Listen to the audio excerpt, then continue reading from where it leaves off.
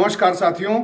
एक तरफ जहां पूरी दुनिया महिला अधिकारों की बात कर रही है, महिलाओं के अधिकारों के लिए नए नए आंदोलन चलाए जा रहे हैं, सतत विकास लक्ष्य में जेंडर जस्टिस और जेंडर एम्पावरमेंट की बात की जा रही है। दुनिया के अलग अलग देश जेंडर इक्वेलिटी की बात कर रहे हैं, महिलाओं को ढेर सारे अधिकार देने के लिए बिल्कुल समर्पित होकर के कार्यवाही करने के लिए तैयार हैं। वहीं दूसरी तरफ तालिबान जैसे जो इलाके हैं, अफगानिस्तान जैसे इलाके हैं, वहां पर कुछ अलग ही राप अलापने वाले लोग दिखाई दे रहे हैं।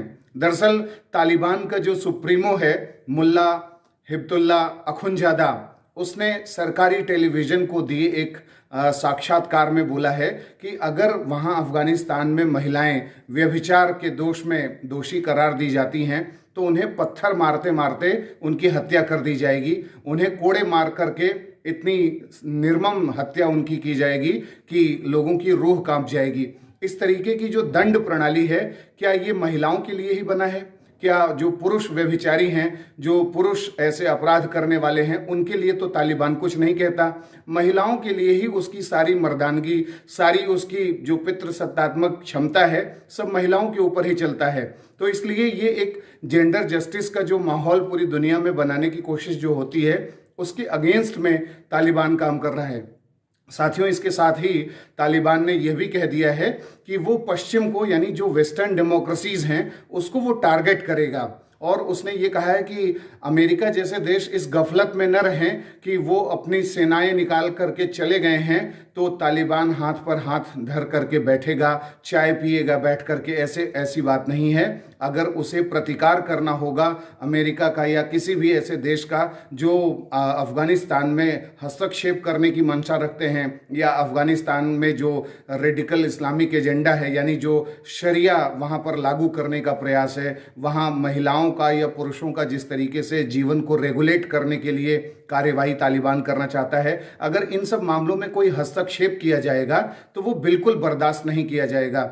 शरिया को लागू करने के लिए बिल्कुल कमिटेड है तालिबान इस समय, और इसलिए उसके सुप्रीमो ने ये सब बातें सरकारी चैनल में, टेलीविजन पर साक्षात्कार में कह दी हैं। साथियों, जिस तरीके से अमेरिका ने 2001 में ऑपरेशन एंड्योरिंग फ्रीडम चलाया और नेटो के नेतृत्व में एक इंटरनेशनल फोर्स बनी और अफगानिस्तान में जाकर के कार्यवाही हुई कि वहाँ जो भी आतंकवादी हैं उन सब के खिलाफ कार्यवाही की जाए, और उसके बाद देखा गया कि वहाँ पर चीज़ें थोड़ी इम्प्रूव होने लगीं, एक सिविलाइज्ड सोसाइटी भी धीरे धीरे बनने लगी, महिलाओं को अधिकार मिलने लगे। वहाँ जो डेमोक्रेटिकली इलेक्टेड गवर्नमेंट था उसने सिविल सोसाइटी को भी तवज्जो देना शुरू किया, प्राथमिकताएं देनी शुरू करी, यानी कुल मिलाकर के एक बेहतर माहौल अफगानिस्तान में बनने लगा था। लेकिन जैसे ही वहाँ से फौजें हटी अमेरिका की, तो वहाँ तालिबान ने फिर से सत्ता पर काबिज होकर के पूरे सिस्टम को जो है नष्ट कर दिया। और सिस्टम को नष्ट करने के क्रम में सबसे पहला काम तालिबान ने ये किया था, जो डिक्री जारी की थी कि 13 वर्ष से कम उम्र की जो लड़कियां हैं उन्हें अफगानिस्तान में खोजा जाए और उनका तालिबानी लड़ाकों से विवाह किया जाएगा। ऐसी सोच दर्शाती है कि कितना पितृसत्तात्मक सोच के साथ ये लोग कार्य करते हैं और कितना मिसोजिनिस्टिक, यानी नारी स्त्री विरोधी जो है, स्त्रियों के साथ द्वेष रखने की भावना के साथ ये कार्यवाही करते हैं। तो जिस तरीके से तालिबान की ये मानसिकता है, ऐसी ही मानसिकता दुनिया के अलग अलग देशों में जब महिलाओं के प्रति, नारियों के प्रति बढ़ती है, या सर तन से जुदा करने की जो भावना है वो जब जागृत होती है, तो उसी प्रक्रिया को तालिबानीकरण कहते हैं। तो आपने अक्सर सुना होगा कि भारत जैसे देशों में भी कहते हैं कि तालिबानीकरण बढ़ रहा है, तालिबानी प्रवृत्ति बढ़ रही है।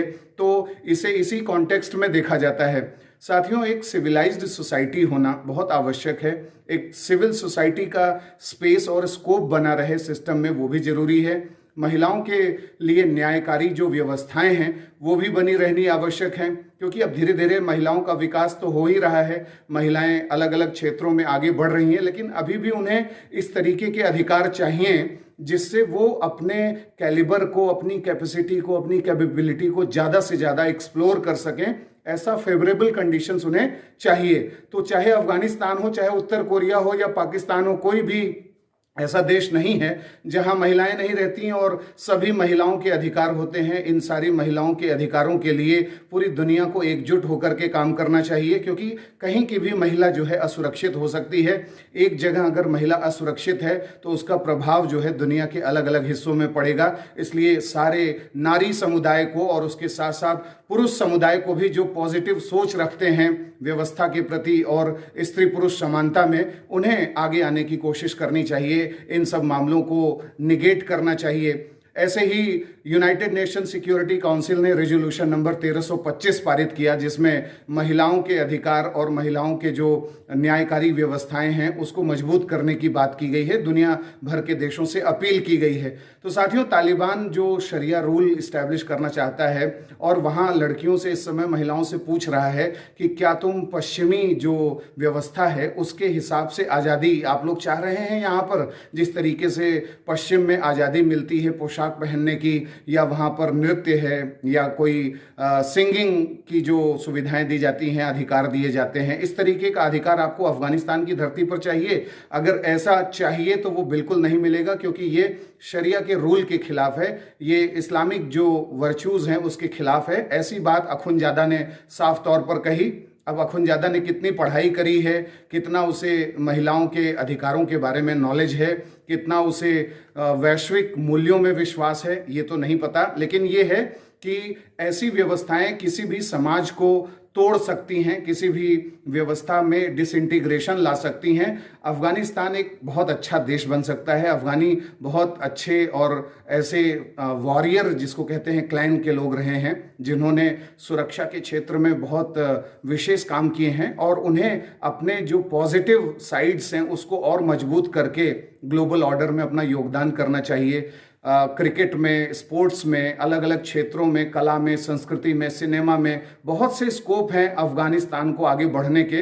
अगर ये सब बातें उनके मन में आए, मन मस्तिष्क में आए, तो बहुत बेहतर कंडीशन बन सकती है। अब ये अपनी चॉइस है कि कोई देश थियोलॉजिकल कंट्री बनना चाहता है, धर्मशास्त्रीय देश बनना चाहता है, इस्लामिक मूल्यों पर चलना चाहता है, तो वो उसका प्रेफरेंस है। लेकिन डिजायरेबल तो यही है कि ऐसा कार्यवाही पाकिस्तान में भी हो, अफगानिस्तान में भी हो, कि एक बेहतर व्यवस्था बनाने की दिशा में अपना दिमाग परिवर्तित किया जाए।